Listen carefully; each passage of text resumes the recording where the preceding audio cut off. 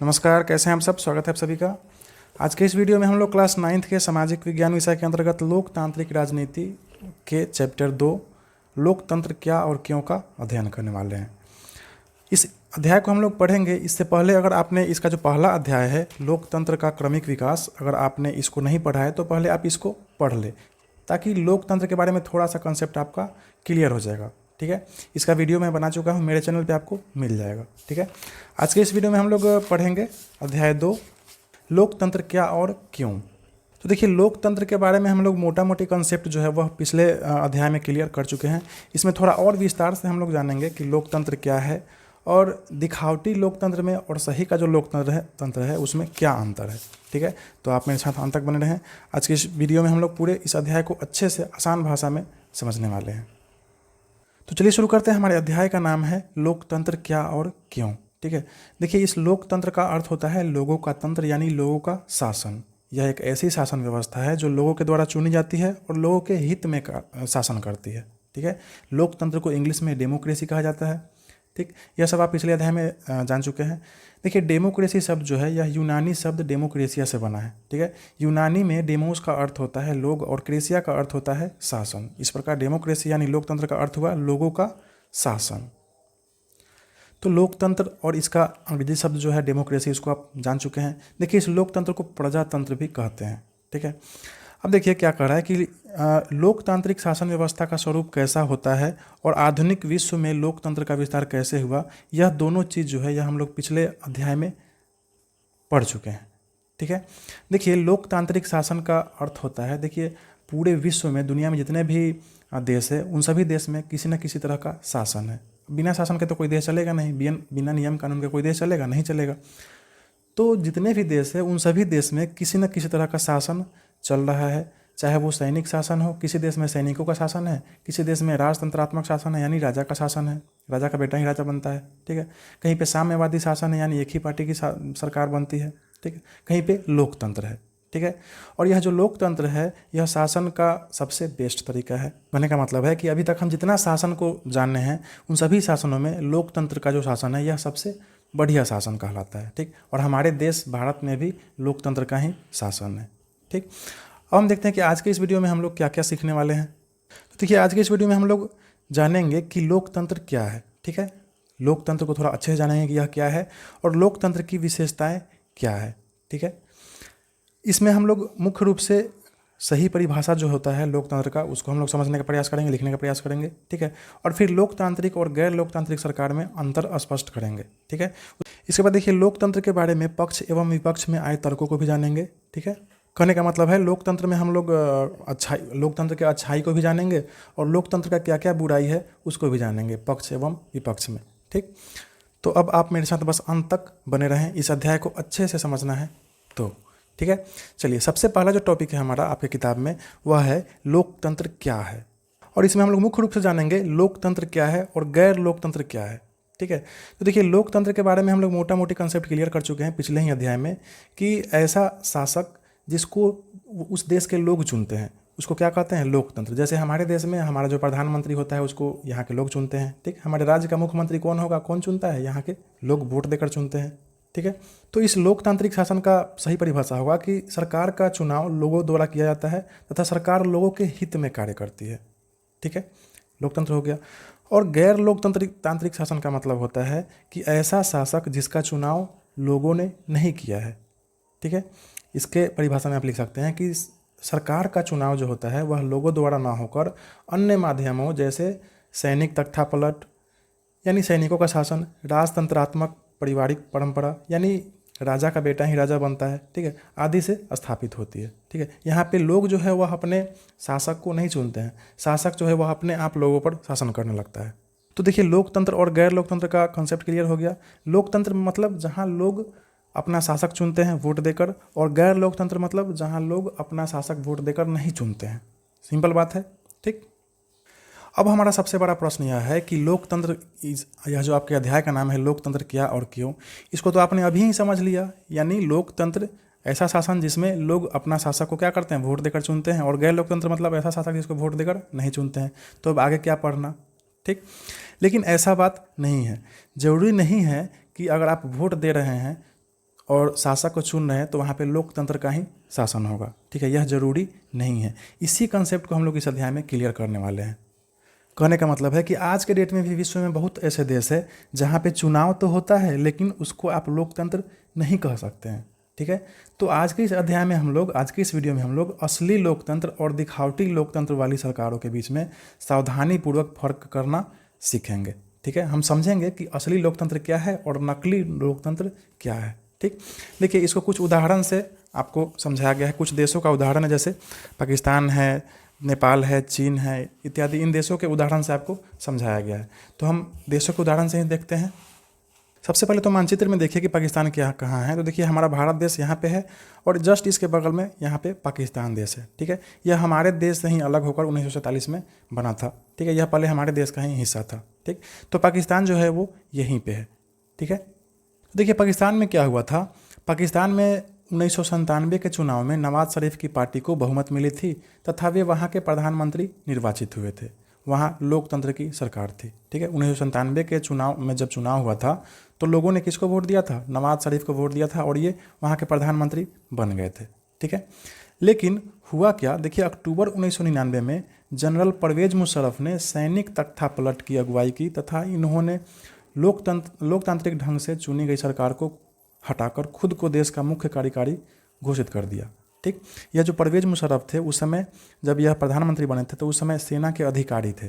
ठीक है, इन्होंने मौका का फ़ायदा उठाया और इनकी जो सरकार थी इसको पलट दिया और खुद पाकिस्तान के मुख्य कार्यकारी घोषित कर दिया अपने आप को। ठीक है, कहने का मतलब है इनको सत्ता से बेदखल कर दिए। ठीक है, परवेज मुशर्रफ वहाँ के मुख्य सैन्य अधिकारी थे, अभी मैंने आपको बताया। ठीक है, बाद में परवेज मुशर्रफ ने खुद को वहाँ का राष्ट्रपति घोषित करके लोकतंत्र का गला घोट दिया। ठीक है, देखिए पहले लोकतंत्र की सरकार थी। ठीक है, ये लोगों द्वारा चुनकर आए थे, लेकिन परवेज मुशर्रफ ने क्या किया? लोकतंत्र का गला घोट दिया। वहाँ पे क्या इस सेना के अधिकारी थे, इनके पास बहुत ज़्यादा पावर था। इन्होंने क्या किया? लोगों द्वारा चुनी गई सरकार को हटा दिया, यानी सैनिक तख्तापलट कर दिया। ठीक है, और खुद वहाँ के राष्ट्रपति बन गए। अब देखिए किताब में हम असली बात को समझने वाले हैं। जब परवेज मुशर्रफ जब वहाँ के राष्ट्रपति खुद को घोषित कर दिया अपने आप को, तो परवेज मुशर्रफ ने क्या किया? 2002 में एक जनमत संग्रह कराया। जनमत संग्रह का मतलब एक तरह का चुनाव ही था। ठीक है, राष्ट्रपति परवेज मुशर्रफ जो सेना के अधिकारी थे उन्होंने क्या किया? जनमत संग्रह कराया जो एक तरह का चुनाव ही था। और उस चुनाव में उन्होंने अपना चुनाव के बाद जब वो जीत गए, ठीक है, तो कार्यकाल 5 वर्ष के लिए बढ़वा लिया।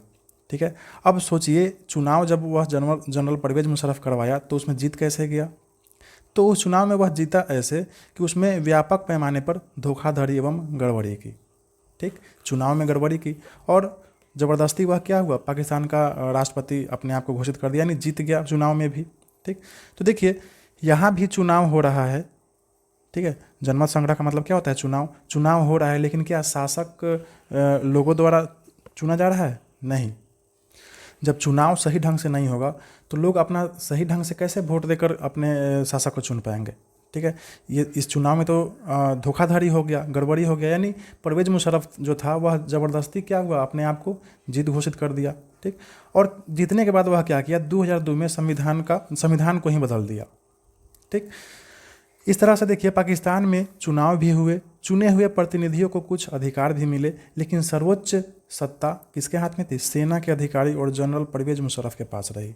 ठीक है, मतलब जो महत्वपूर्ण फैसले थे वह कौन ले सकते थे? चुने हुए लोगों के द्वारा जो चुने हुए प्रतिनिधि थे वह नहीं ले सकते थे। जो महत्वपूर्ण फैसला था वह कौन ले सकता था? सेना के अधिकारी और जनरल परवेज मुशर्रफ।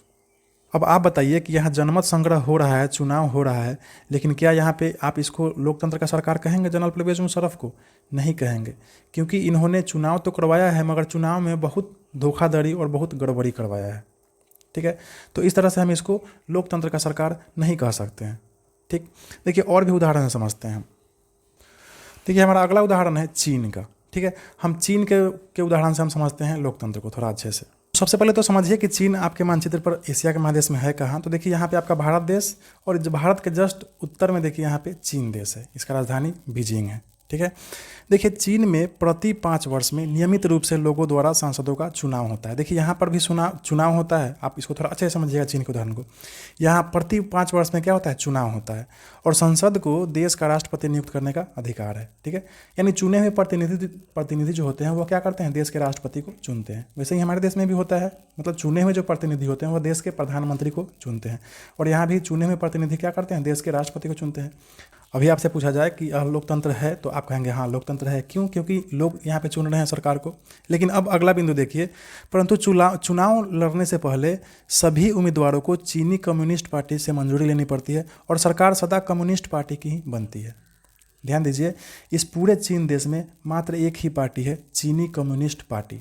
ठीक है, और उसी पार्टी के लोग जो है वो हमेशा चुन के संसद में जाते हैं। आप दूसरे किसी पार्टी को वोट नहीं कर सकते हैं। जैसे आपके देश में बहुत सारा पार्टी है, कांग्रेस है, भाजपा है, जदयू है, राजद है, आपको जो पसंद पड़ता है क्या करते हैं, आप उसको वोट देते हैं। लेकिन चीन में वैसा नहीं है। चीन में चुनाव तो होता है, मगर यहाँ एक ही पार्टी है, और उस पार्टी का नाम है चीनी कम्युनिस्ट पार्टी। और वो अच्छा करे तब या खराब करे तब आपको वोट उसी में से किसी उम्मीदवार को आपको देना है। अब आप बताइए कि यहाँ लोकतंत्र हुआ? बिल्कुल भी नहीं हुआ लोकतंत्र। तो इस तरह से तीसरा बिंदु में देखिए कि इस तरह से देश के लिए महत्वपूर्ण फैसलों में जनता की भागीदारी ना होकर चीनी कम्युनिस्ट पार्टी की ही भागीदारी होती है। ठीक है, तो इस तरह से यहाँ भी चुनाव हो रहा है, लेकिन लोकतंत्र यहाँ पे आप नहीं कह सकते हैं, क्योंकि एक ही पार्टी का सरकार यहाँ पे बन रहा है। लोग के पास मजबूरी है, दूसरे पार्टी को वह वोट कर ही नहीं सकता है। अब हम एक और देश का उदाहरण देखते हैं, और इससे भी थोड़ा सा हम लोकतंत्र को समझने का प्रयास करते हैं। देखिए पूरा विश्व का मानचित्र है यहाँ पे, और आपका भारत देश यहाँ पे है। यह एशिया महादेश का हिस्सा है, इसके बगल में अफ्रीका है, यहाँ यूरोप है, यहाँ देखिए उत्तरी अमेरिका, और यहाँ नीचे दक्षिणी अमेरिका है। तो उत्तरी अमेरिका का एक देश है मैक्सिको, और इसका राजधानी है मैक्सिको सिटी। हम इसी देश का उदाहरण देख रहे हैं। ठीक है, देखिए मैक्सिको जो है यह 1930 में आज़ाद हुआ था। कब आज़ाद हुआ था? 1930 में। ठीक है, उसके बाद हर 6 वर्ष पर राष्ट्रपति चुनने के लिए वहाँ चुनाव कराए जाते हैं। यहाँ मैक्सिको में हर 6 साल पर क्या होता है, राष्ट्रपति का चुनाव होता है। ठीक, वहाँ कभी भी सैनिक शासन या तानाशाही नहीं आया। हर 6 वर्ष पर चुनाव यहाँ पे होता है, और चुनाव में जो जीत के आता है वह यहाँ का राष्ट्रपति बनता है। अब आप बताइए कि क्या यहाँ पे लोकतंत्र का सरकार हुआ?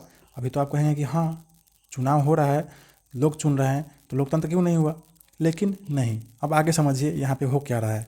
ठीक है, देखिए यहाँ पे तीसरा बिंदु में देखिए, सन 2000 ईस्वी तक हर चुनाव में PRI पार्टी को ही जीत मिलती थी। मतलब एक ही पार्टी यहाँ से हमेशा जीतते आ रहा था लगातार 70 सालों से। हालांकि विपक्षी दल भी चुनाव में हिस्सा लेते थे, परंतु उन्हें कभी जीत नहीं मिली। मतलब जो पार्टी यहाँ पे जीता था उसका बहुत सारा विपक्षी दल भी था। ठीक है, वो सभी चुनाव में हिस्सा लेता था, लेकिन कभी भी 70 साल के अंदर में कभी भी दूसरे पार्टी को जीत का मौका नहीं मिला। अब आप ही सोचिए ऐसा कैसे हो सकता है कि विपक्षी पार्टी जो है वो कभी जीत नहीं पाएगा। ठीक है, होता क्या था, वहाँ पे PRI की जो पार्टी थी वह चुनाव में तरह तरह के हथकंडे अपनाकर हर हाल में चुनाव जीत जाती थी। यानी चुनाव में धोखाधड़ी, चुनाव में गड़बड़ी यहाँ पे होता था, और जो पार्टी हमेशा जीतती थी वही पार्टी बार बार यहाँ पे जीत जाती थी। तो इस देश के उदाहरण से भी आपने समझा कि यहाँ पर भी देखिए चुनाव हो रहा है, राष्ट्रपति बन रहा है लोगों द्वारा, लेकिन यहाँ चुनाव में गड़बड़ी हो रहा है। ठीक है, तो क्या अब इसको लोकतंत्र कहेंगे? बिल्कुल भी नहीं कहेंगे। ठीक है, क्योंकि यहाँ का जो चुनाव का जो सिस्टम है वह सही नहीं है। ऐसा कैसे हो जाएगा कि एक ही पार्टी लगातार 70 सालों तक जीतती रहेगी? ठीक है, तो देखिए इस तरह से हम लोगों ने 3 देशों का उदाहरण समझा, पहला पाकिस्तान, दूसरा चीन, और तीसरा मैक्सिको। अब आपको थोड़ा सा समझ में स्पष्ट हो गया होगा कि दिखावटी लोकतंत्र क्या है और सही का लोकतंत्र क्या है। तो अब देखिए, अब हम लोग फाइनली इस निर्णय पर पहुंचे हैं कि लोकतंत्र का जो सही परिभाषा है वह क्या होना चाहिए। तो लोकतंत्र में अंतिम निर्णय लेने की जो शक्ति है वह लोगों द्वारा चुने गए प्रतिनिधियों के पास ही होनी चाहिए। ठीक है, लोकतंत्र में अंतिम निर्णय कौन लेगा? जो लोगों के द्वारा चुना गया प्रतिनिधि होगा वह लेगा। ठीक है, ऐसा नहीं जैसे चीन में क्या हुआ, प्रतिनिधि चुना रहे हैं लेकिन सही अंतिम फैसला कौन ले रहा है? चीनी कम्युनिस्ट पार्टी। ठीक है, तो ऐसा नहीं होना चाहिए। अगला है कि लोकतंत्र निष्पक्ष और स्वतंत्र चुनाव पर आधारित होना चाहिए। चुनाव में किसी प्रकार का कोई गड़बड़ी नहीं होना चाहिए, यानी सही तरह से प्रतिनिधि चुनकर आने चाहिए, ताकि सत्ता में बैठे लोगों के लिए भी जीत या हार का समान अवसर प्राप्त हो। कहने का मतलब है जो जो लोग सत्ता में बैठे हुए यानी शासन कर रहे हैं, उनको भी मन में ये डर होना चाहिए कि अगर हम अच्छा काम नहीं करेंगे तो अगले 5 साल के बाद क्या होगा, हमको लोगों द्वारा हटा दिया जाएगा। ठीक है, तो चुनाव जो है वह स्वतंत्र और निष्पक्ष होना चाहिए। ठीक है, अब हम लोकतंत्र का सही परिभाषा क्या हो सकता है उसको यहाँ से हम लिख सकते हैं, और इस परिभाषा को अमेरिका के पूर्व राष्ट्रपति अब्राहम लिंकन ने दिया था। ठीक है, तो यह परिभाषा को आप हमेशा याद कर सकते हैं, कहीं भी एग्जाम में आए तो आप इसको लिख सकते हैं कि लोकतंत्र ऐसा शासन है जिसमें लोगों के लिए और लोगों द्वारा शासन किया जाता है। ठीक है, लोकतंत्र ऐसा शासन है जिसमें लोगों के लिए और लोगों के द्वारा शासन किया जाता है। यही लोकतंत्र का सही परिभाषा है। ठीक है, अब हम आगे चलते हैं और अगले टॉपिक को समझते हैं, प्रतिनिधि लोकतंत्र या अप्रत्यक्ष लोकतंत्र, और दूसरा है प्रत्यक्ष लोकतंत्र। ठीक है, इस दोनों में हम अंतर को समझते हैं थोड़ा अच्छे से, इसको थोड़ा अच्छे से समझिएगा। पहला क्या है, प्रतिनिधि लोकतंत्र या अप्रत्यक्ष लोकतंत्र, और दूसरा है प्रत्यक्ष लोकतंत्र। देखिए शब्द से ही यहाँ पे आपको समझ में आ रहा है अप्रत्यक्ष लोकतंत्र, और यहाँ क्या कह रहा है, प्रतिनिधि लोकतंत्र, यानी जिसमें लोग अपने प्रतिनिधि के द्वारा शासन में स्वयं भाग लेते हैं और शासक के फैसलों में लोगों की भागीदारी रहती है। इस तरह के लोकतांत्रिक व्यवस्था क्या कहते हैं, प्रतिनिधि लोकतंत्र या अप्रत्यक्ष लोकतंत्र। अब आप इसको उदाहरण समझिए, जैसे हमारे देश में क्या होता है, आप डायरेक्ट प्रधानमंत्री को चुनते हैं, नहीं, आप अपने देश में क्या करते हैं, विधायक को चुनते हैं, या फिर आप अपने देश में MP को चुनते हैं, यानी सांसद को चुनते हैं। ठीक है, और वो लोग जाके राज्य में मुख्यमंत्री बनाते हैं, नहीं तो देश में प्रधानमंत्री बनाते हैं। ठीक, कहने का मतलब संसद में या विधानसभा में किसी भी मुद्दा के लिए जब बहस होता है, किसी भी नया कानून बनाने के लिए बहस होता है, तो उसमें डायरेक्टली प्रत्यक्ष रूप से भाग लेते हैं, नहीं, आप नहीं भाग लेते हैं। आप जिस प्रतिनिधि को चुने हैं वो प्रतिनिधि जाके उसमें भाग लेता है। ठीक, लेकिन प्रत्यक्ष लोकतंत्र क्या है, इसको समझिए। तो देखिए स्विट्जरलैंड एक ऐसा देश है जहाँ प्रत्यक्ष लोकतंत्र है। यहाँ लोग स्वयं शासन में भाग लेते हैं और कानून का निर्माण भी स्वयं ही करते हैं। ठीक है, स्विट्जरलैंड में जब कोई भी कानून बनता है तो यहाँ सभी लोग उस क्या कहते हैं, उस बहस में भाग लेते हैं। तो यही कारण है कि यहाँ के लोकतंत्र को क्या कहा जाता है, प्रत्यक्ष लोकतंत्र। ठीक है, तो प्रतिनिधि लोकतंत्र या अप्रत्यक्ष लोकतंत्र क्या है इसको आप समझ गए, जैसे हमारे देश में होता है, और प्रत्यक्ष लोकतंत्र क्या है इसको भी आप समझ गए, जैसे स्विट्जरलैंड में होता है। ठीक है, अब चलते हैं हम आगे। अब हमारा अगला टॉपिक है लोकतंत्र की विशेषताएं। ठीक है, लोकतंत्र की क्या क्या अच्छाई है, क्या क्या विशेषता है, इसको हम लोग इस टॉपिक के अंतर्गत समझेंगे। ठीक है, किताब में तो बहुत सारा चीज़ दिया हुआ है, इसको हमने क्या किया है, नोट्स के रूप में समराइज कर दिया है, आप वहाँ से हम लोग देखते हैं। देखिए इसको आप अपने कॉपी में भी लिखते चलेंगे। पहला बिंदु है लोकतंत्र की विशेषता में कि लोकतंत्र में लोग अपने वोट के माध्यम से अपने प्रतिनिधि का चुनाव करते हैं। ठीक है, यह चुने हुए प्रतिनिधि ही शासन का संचालन करते हैं, सरकार के लिए फैसले लेते हैं और कानूनों का निर्माण करते हैं। अर्थात हम कह सकते हैं कि इन प्रतिनिधियों द्वारा लिया गया फैसला लोगों का फैसला होता है। ठीक है, लोकतंत्र में क्या होता है, हम प्रतिनिधि को चुनते हैं, कैसे, वोट के माध्यम से, और वो प्रतिनिधि जाके लोकसभा में या विधानसभा में या फिर कहीं भी क्या करते हैं, सरकार के लिए फैसले बनाते हैं, कानून बनाते हैं। ठीक, अंततः प्रतिनिधियों द्वारा लिया गया फैसला लोगों का फैसला होता है। तो लोकतंत्र का सबसे पहला विशेषता यही है। ठीक है, दूसरा है कि लोकतंत्र में बिना किसी डर, भय एवं प्रलोभन के अपने इच्छा अनुसार लोग वोट डालते हैं। अतः हम कह सकते हैं कि लोकतंत्र में चुनाव निष्पक्ष एवं स्वतंत्र होते हैं। ठीक है, लोकतंत्र में क्या होता है, अगर कोई किसी को डरा धमका के वोट ले रहा है या फिर किसी को पैसा दे के वोट ले रहा है, ठीक है, प्रति वोट आप देखोगे मुखिया का चुनाव होता है तो उसमें लोगों को पैसा बांटा जाता है वोट देने के लिए। ठीक, तो यह जो है यह सही लोकतंत्र नहीं हुआ। ठीक है, अगर लोग डर से, भय से और प्रलोभन से वोट दे रहे हैं तो यह सही लोकतंत्र नहीं हुआ। ठीक है, लोकतंत्र के चुनाव जो होता है वह निष्पक्ष एवं स्वतंत्र होता है। अगला है, लोकतंत्र के लिए आवश्यक है कि सभी वयस्क लोगों को समान रूप से वोट देने का अधिकार मिले और सभी लोगों का वोट का महत्व बराबर हो। ठीक है, ऐसा नहीं है कि गरीब जो है वह वोट से वंचित हो जाए, सिर्फ अमीरों को ही वोट देने का अधिकार हो। ठीक, बहुत ऐसे देशों में होता है कि महिलाओं को वोट देने का अधिकार नहीं है, सिर्फ पुरुष ही वोट दे सकते हैं। हालांकि ऐसा अभी नहीं है, बहुत कम है, इक्का दुक्का जगह है, लेकिन पहले ऐसा होता था। ठीक है, तो लोकतंत्र के लिए आवश्यक है कि सभी वयस्क लोगों को समान रूप से वोट देने का अधिकार मिले। ठीक है, जितने भी लोग हो, चाहे वो किसी भी जाति के हो, किसी भी धर्म के हो, कितने भी गरीब हो, कितने भी धनिक हो, ठीक है, सभी का जो वोट का जो वैल्यू है वो बराबर होना चाहिए। ठीक है, सभी लोगों का वोट का महत्व बराबर होना चाहिए, सभी का वोट का महत्व बराबर हो। अगला बिंदु है, देखिए लोकतंत्र में लोगों को सोचने, अपने विचार रखने, संगठन बनाने, विरोध करने, राजनैतिक गतिविधियों में स्वतंत्र रूप से भाग लेने इत्यादि की स्वतंत्रता होती है। अर्थात लोकतंत्र में लोगों को बुनियादी अधिकारों की गारंटी होती है। जहाँ भी लोकतांत्रिक देश है वहाँ पे लोग खुल के सोच सकते हैं, अपना विचार रख सकते हैं, संगठन बना सकते हैं, कुछ गलत बात हो सरकार के द्वारा तो उसका विरोध कर सकते हैं, ठीक है। राजनैतिक गतिविधियों में स्वतंत्र रूप से वे भाग ले सकते हैं, ठीक है। तो इस तरह का अगर अधिकार लोगों को प्राप्त है तो समझ लीजिए वहाँ पे लोकतंत्र की सरकार है, ठीक है। कहने का मतलब है लोकतंत्र में लोगों को बुनियादी अधिकारों की गारंटी होती है। यह सब बुनियादी अधिकार है और यह सभी लोगों को मिलना चाहिए, ठीक। अगला बिंदु है कि लोकतंत्र में लोगों के बुनियादी अधिकारों की रक्षा के लिए स्वतंत्र न्यायपालिका होती है, ठीक है। यानी अगर आपके साथ कुछ गलत हो रहा है तो स्वतंत्र न्यायपालिका होती है जो आपके लिए न्याय करती है, ठीक है, आपके अधिकारों की रक्षा करती है। अगर आपके साथ कुछ बुरा हो रहा है तो आपको बुरा करने वालों को दंड दिया जाता है, किसके द्वारा? स्वतंत्र न्यायपालिका के द्वारा। यहाँ पे न्यायपालिका के आगे स्वतंत्र इसलिए लिखा है कि बहुत जगह ऐसा होता है कि सरकार के प्रेशर में वहाँ का जो जज होता है, न्यायाधीश होता है, वो फैसला सुनाता है, ठीक है। तो न्यायपालिका जो होना चाहिए वह स्वतंत्र होना चाहिए, उस पर किसी का अधिकार नहीं होना चाहिए। अगला है कि लोकतंत्र में सरकार संविधान द्वारा निर्धारित तौर तरीकों एवं नियमों के अंदर ही कार्य करती है, ठीक। ऐसा नहीं है कि अगर चुनाव जीत जाए तो वह अपना मनमानी करने लगे। जैसे परवेज़ मुशर्रफ 2002 में जब चुनाव जीत गया तो वह क्या किया? संविधान को ही बदल दिया। तो ऐसा नहीं होना चाहिए। चाहे कोई भी सरकार आए वह संविधान द्वारा निर्धारित तौर तरीकों एवं नियमों के अंदर ही कार्य करती है, ठीक है। अगर ऐसा है तो वहाँ पे लोकतंत्र का सरकार हम कह सकते हैं। अगला है कि लोकतांत्रिक देशों में चुनाव में अनेक दलों की भागीदारी होती है तथा चुनाव में बहुमत प्राप्त दल का ही शासन होता है। यानी जैसे चीन के उदाहरण में हम लोग देखा कि चीन में एक ही दल का शासन था। आप वह दल अच्छा करे तब चाहे खराब करे तब आप उसी को वोट दे सकते हैं, किसी दूसरे को वोट नहीं दे सकते थे, ठीक है। तो लोकतांत्रिक देशों के चुनाव में क्या होता है, बहुत सारे दल भाग लेते हैं चुनाव में और लोगों को जो पसंद होता है उसको लोग वोट देते हैं, ठीक है। और चुनाव में जिस दल को बहुमत प्राप्त होता है यानी जिस दल के पास ज़्यादा प्रतिनिधि होते हैं, ठीक है, उन्हीं का शासन चलता है। तो यह लोकतांत्रिक शासन का यह विशेषता सब है।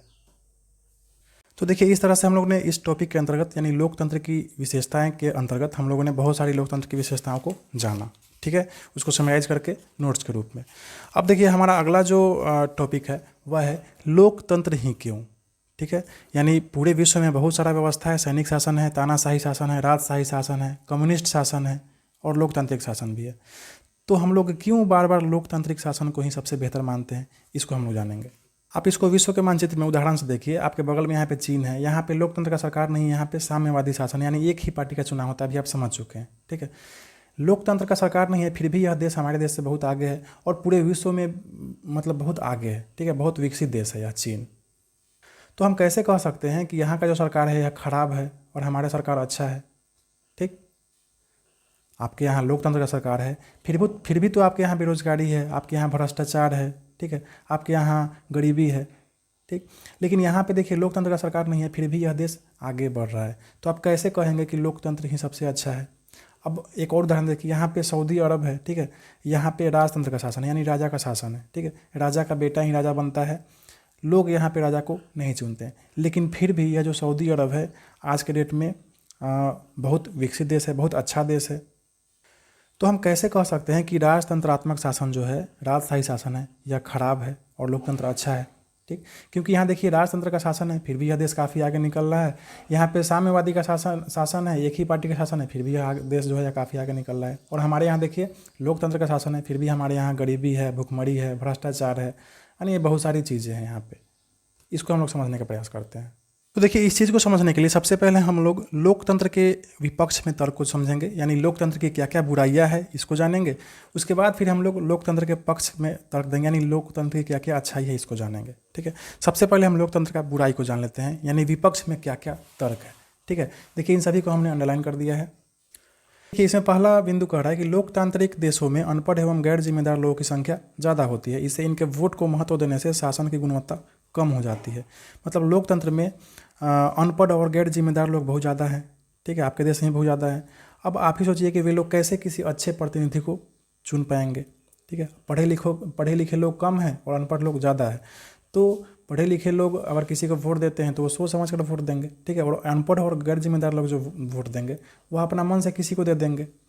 तो इससे क्या होगा, शासन का जो गुणवत्ता है वह कम हो जाता है लोकतंत्र में, ठीक।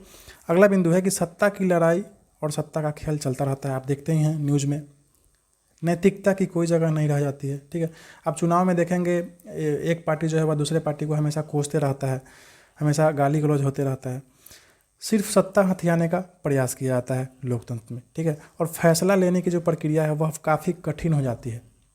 कहने का मतलब लोकतंत्र में आपके देश में अगर देखें तो लोकसभा है, राज्यसभा है। ठीक है, कोई भी फैसला जो है वह बहुत ज़्यादा उस पर वाद विवाद होता है, बहस होता है, चर्चा होता है। ठीक है, तभी कोई कानून और नियम बन जाता है।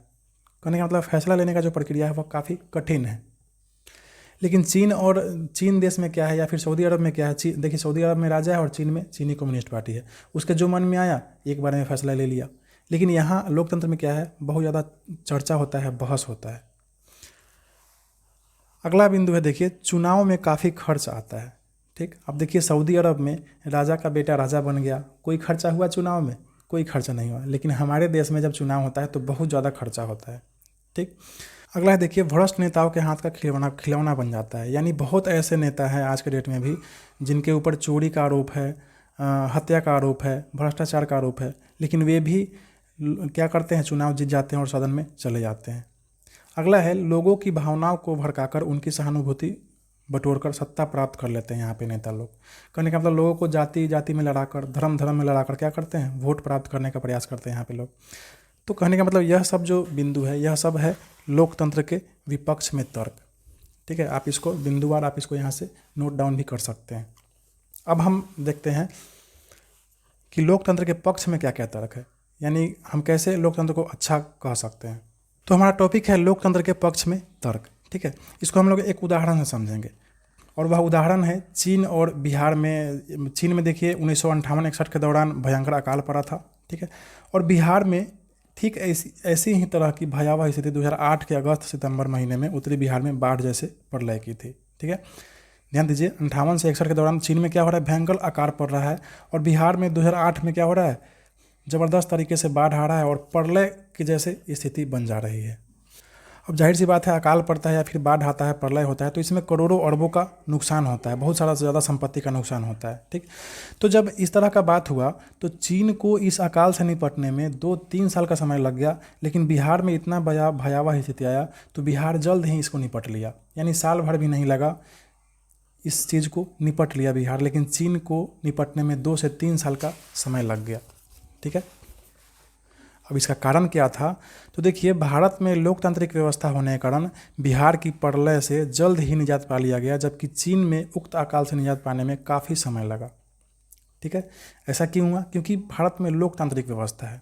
अब इसको अच्छे समझिए, हमारा बिंदु यह है उसके पक्ष में कि लोकतांत्रिक देशों में बहुदलीय चुनावी व्यवस्था होती है। ठीक है, यानी बहुत सारे दल चुनाव में भाग लेते हैं, जो जीत जाते हैं वो शासन करते हैं और जो दल नहीं जीतते हैं वे विपक्ष में बैठ के सरकार के गलतियों का आलोचना करते हैं। ठीक है, तो क्या होता है लोकतंत्र में, वहाँ मजबूत विपक्षी दल होते हैं और सरकार की आलोचना कर सकने वाला स्वतंत्र मीडिया होता है। ठीक है, अब मजबूत विपक्षी दल होगा यानी जो दल हार जाता है वह विपक्ष में बैठता है। ठीक है, और सरकार अगर कोई गलत फैसला लेगा तो विपक्षी दल क्या करता है, हल्ला हंगामा मचाने लगता है। इससे सरकार गलत फैसला नहीं ले सकता है। ठीक है, और सरकार की आलोचना करने के लिए स्वतंत्र मीडिया भी लोकतंत्र देशों में होता है। ठीक है, यानी सरकार अगर कुछ गलत कर रही है तो मीडिया उस बात को प्रसारित करने लगती है, लोगों को जानकारी देने लगती है। तो इस तरह से लोकतंत्र में जो सरकार है वह गलत फैसला जल्दी नहीं लेता है। इस तरह से लोकतांत्रिक व्यवस्था होने के कारण किसी भी भयंकर स्थिति से जल्दी से निजात पा लेता है लोकतांत्रिक देश। ठीक, इसके बाद देखिए अगला महत्वपूर्ण बिंदु है कि लोकतंत्र में सरकार लोगों की ज़रूरतों के अनुसार आचरण करती है, यानी लोगों का जो ज़रूरत है उसी के हिसाब से सरकार क्या करती है, अपने फैसले लेती है। ठीक है, अगला है लोक कल्याण के लिए सबसे उत्तम शासन व्यवस्था है यह लोकतंत्र। लोकतांत्रिक सरकार जो है यह लोक कल्याण के लिए यानी लोगों के कल्याण के लिए सबसे उत्तम शासन व्यवस्था है। अगला है कि जहाँ जहाँ लोकतंत्र है यानी जिस जिस देश में लोकतंत्र है वहाँ पे लोगों को स्वतंत्रता का अधिकार है, समानता का अधिकार प्राप्त है, जीवन जीने का अधिकार प्राप्त है। ठीक है, और यही सब अधिकार क्या कहलाता है, मानव अधिकार भी कहलाता है। तो जहाँ जहाँ भी लोकतंत्र का सरकार है वहाँ पे यह सब अधिकार लोगों को प्राप्त है। ठीक, यहाँ ध्यान दीजिए, अगला बिंदु है सभी व्यक्ति अपने विचारों को रख सकते हैं और समान रूप से राजनीति एवं नागरिक अधिकारों का प्रयोग कर सकते हैं। ठीक है, लोकतांत्रिक देश में समान रूप से राजनीति एवं नागरिक अधिकारों का प्रयोग कर सकते हैं। इससे व्यक्ति की गरिमा और सम्मान को बढ़ावा मिलता है। यह लोकतंत्र का प्रमुख गुण है। ध्यान दीजिए, लोकतंत्र सबसे बेस्ट इसीलिए है क्योंकि यहाँ पे क्या है, व्यक्ति की गरिमा और सम्मान को बढ़ावा मिलता है। ठीक है, कहने का मतलब है कि आपको कितना भी अच्छा खाना पीना रहने के लिए दिया जाए, हर सुख सुविधा दिया जाए, लेकिन आपको कैद कर दिया जाए, ठीक है, आप बोलने के लिए आपको अधिकार नहीं है, कुछ करने का अधिकार नहीं है, तो क्या आप उसको अच्छा मानेंगे? नहीं मानेंगे। ठीक है, तो लोकतंत्र का सबसे बेहतर गुण यही है, सबसे अच्छा गुण यही है कि इसमें लोगों को स्वतंत्रता का अधिकार है, समानता का अधिकार है, जीवन जीने का अधिकार है। ठीक है, व्यक्ति की गरिमा और सम्मान को बढ़ावा मिलता है इसमें, किसमें? लोकतंत्र में। बाकी तरह के शासनों में ऐसा बात नहीं है, इसीलिए लोकतंत्र को सबसे बेस्ट शासन पद्धति कहा गया है। अगला है, देखिए, लोकतंत्र में सरकार द्वारा लिए गए फैसलों पर सार्वजनिक रूप से चर्चा एवं बहस होती है। यदि सरकार जल्दबाजी में कोई गलत फैसला ले लेती है तो सार्वजनिक चर्चा और बहस से उस फैसलों में सुधार का विकल्प रहता है। ठीक है, कोई भी फैसला जो है वह सरकार क्या करती है, बहुत ज़्यादा चर्चा और बहस करके लेती है। तो इस तरह से क्या होता है, कोई भी अगर गलत फैसला है तो उसमें जल्दी से सुधार का विकल्प रहता है सरकार के पास। इस तरह से यह सब जो है, यह सब लोकतंत्र के पक्ष में हमने जाना कि लोकतंत्र की क्या क्या अच्छाइयाँ हैं। तो इस तरह से हम लोग लोकतंत्र की विशेषता यानी लोकतंत्र की अच्छाई को अच्छे से समझ चुके हैं। अब हम चलते हैं अगले टॉपिक पे, लोकतंत्र के व्यापक अर्थ। ठीक है, देखिए, लोकतंत्र जरूरी नहीं है कि सिर्फ सरकार में ही हम लोग इसका यूज करेंगे। लोकतंत्र शब्द जो है वह सिर्फ किसी देश में शासन व्यवस्था के लिए ही उपयोग नहीं होता है, इसका बहुत व्यापक अर्थ है लोकतंत्र का। जैसे आप अपने परिवार में भी इसको यूज करते हैं। अब जैसे उदाहरण से दिया है, देखिए, आपके घर में भी किसी लड़का या लड़की का शादी होता है, तो देखिए प्रफुल्ल के घर में उसकी बड़ी बहन रीति की शादी तय हो गई है। अब घर के सभी लोग खुश हैं। रात में घर के सभी सदस्य एक साथ बैठे हैं। उस बैठक में यह फैसला लेना है कि शादी में कौन कौन सी और कैसी व्यवस्था करनी है। सभी लोगों को अपना अपना विचार रखने का मौका मिलता है। तो हम अगर इस तरह का परिवार अगर आपका है तो आप कह सकते हैं कि आपका परिवार जो है वह लोकतांत्रिक है। मतलब चाहे वो बच्चा हो, बूढ़ा हो, जवान हो, आपके परिवार में सभी को, आपकी माता हो, पिता हो, सभी को अपने बात रखने का समान मौका है। तो जाहिर सी बात है, जब सबको समान मौका मिलेगा तो सभी अपने अपने तरह से अच्छे फैसला लेंगे। ठीक है, और अगर मान लीजिए घर के पिताजी ही सारे फैसले ले रहे हैं तो ज़रूरी थोड़ी है कि वो सारा फैसला सही ही लेंगे। ठीक है, तो जब घर के सभी सदस्य एक साथ बैठते हैं तो सही फैसले लेते हैं। तो हम कह सकते हैं कि उस घर में कैसा व्यवस्था है, लोकतांत्रिक व्यवस्था, यानी सभी लोगों को फैसले लेने का अधिकार है। अगला उदाहरण देखिए, आपके गांव में भी दुर्गा पूजा होता होगा, ठीक है, या फिर सरस्वती पूजा आप लोग करते होंगे। तो इसके लिए गांव के सभी लोग बैठकर, या फिर जो भी लोग उस पूजा में शामिल होते हैं वे सभी बैठकर अपना अपना विचार रख रहे हैं। तो हम कह सकते हैं कि यहाँ भी लोकतांत्रिक ढंग से पूजा हो रही है, क्योंकि जितने भी लोग पूजा में शामिल हो रहे हैं वे सभी अपना जो भी फैसला हो सकता है वो सभी अपना फैसला ले रहे हैं। ठीक है, मतलब फैसले में किसी एक आदमी का हाथ नहीं होता है, सभी लोग मिलजुल कर फैसले लेते हैं। तो हम कह सकते हैं कि यह जो पूजा है वह लोकतांत्रिक ढंग से हो रही है। ठीक है, तो लोकतंत्र का जो अर्थ है यह सिर्फ हम लोग शासन के रूप में ही नहीं लेंगे, बल्कि जहाँ भी सभी लोगों को मौका मिलता है फैसला लेने का, वहाँ पे हम लोकतंत्र का उपयोग कर सकते हैं। जैसे देखिए, घर में भी कर सकते हैं, यहाँ पूजा हो रहा है यहाँ भी कर सकते हैं। ठीक, तो इस तरह से आपका जो अध्याय यहाँ पे अब ख़त्म हो गया। अब आप क्या करें, इस पूरे अध्याय को अच्छे से पढ़ें, खुद से किताब को अच्छे से पढ़ें और निचोड़ को निकालने का प्रयास करें। बाकी जो भी महत्वपूर्ण तथ्य है मैं आपको समझा चुका हूँ। ठीक है, तो यह वीडियो कैसा लगा आप हमें कमेंट करके जरूर बताइएगा। इसके अगले वीडियो में हम लोग इसके प्रश्नावली को लेकर आएंगे। जितने भी प्रश्न हैं उसको हम लोग विस्तार से चर्चा करके इसको क्या करेंगे, हल करेंगे। ठीक है, तो हम चलते हैं इसी के साथ, जल्द ही आएंगे अगले वीडियो में इसका प्रश्नावली को लेकर। ठीक है, तब तक आप इसको बुक को अच्छे से पढ़ें और वीडियो अच्छा लगा तो कृपया वीडियो को लाइक कर दे, मेरे चैनल को सब्सक्राइब कर ले और बेल नोटिफिकेशन आइकन दबा ले ताकि हर नया वीडियो आप तक पहुंचता रहे। ठीक है, पढ़ते रहें और खुश रहें।